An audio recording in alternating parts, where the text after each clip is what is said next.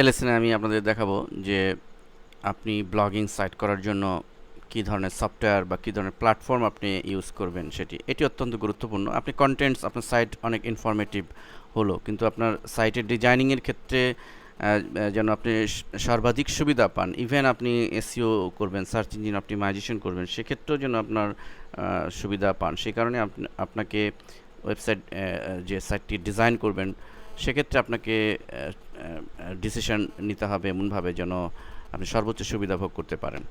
Normally একটি static site তৈরির জন্য HTML, ড্রিমওয়েভার, CSS বা জাভাস্ক্রিপ্ট দিয়ে আপনি করতে পারেন, কিন্তু আপনি যখনই ডায়নামিক সাইট করবেন, আমি যেসব বড় বড় সাইট দেখালাম সবগুলো সাইটে আপনি লক্ষ্য করে দেখবেন যে এই সাইটের টোটাল প্ল্যাটফর্ম, এটা আউটলুকিং সবই কিন্তু অত্যন্ত নাইস লুকিং এবং ফুলি ডায়নামিক।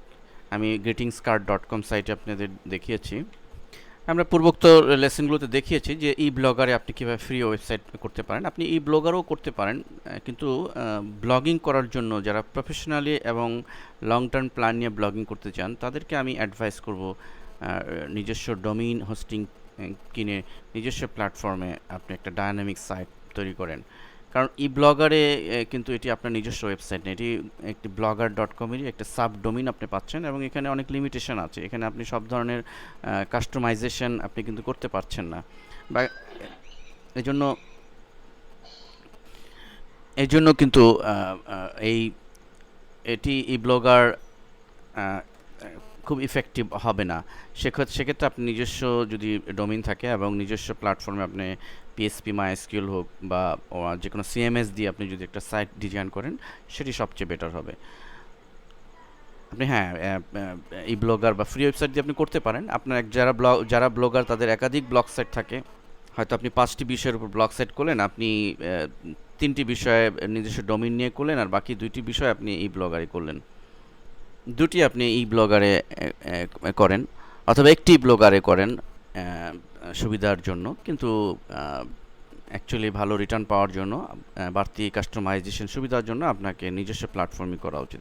এই জন্য আপনার ডায়নামিক সাইটের কোনো বিকল্প নেই। লক্ষ্য করুন, আমি যে সাইটটি আছে greetings.com, এই সাইটটি কতটা ডায়নামিক। এই সাইটে এই ইমেজটি, যে কার্ডটি সে দিয়েছে, এই কার্ডটি ইউজার যে কোনো জায়গায় সে অনায়াসে পাঠাতে পারবে, তার ইমেল নাম্বার দিয়ে এবং তার নাম দিয়ে শুধু সেন্ড করে দিলে অটোমেটিকলি তার কাছে চলে যাবে।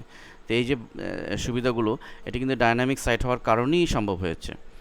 তো এই কারণে যারা মূলত ব্লগিং করতে চান তাদের জন্য এই টেকনিক্যাল যে নলেজ দরকার, সেটির জন্য আপনার ওয়েবসাইটে যে বেসিক HTML, ড্রিমওয়েভার, CSS এগুলো আপনার জানা জরুরি। সাথে জাভাস্ক্রিপ্ট আপনি জানলে আপনি অ্যানিমেশনগুলো সহজে করতে পারবেন।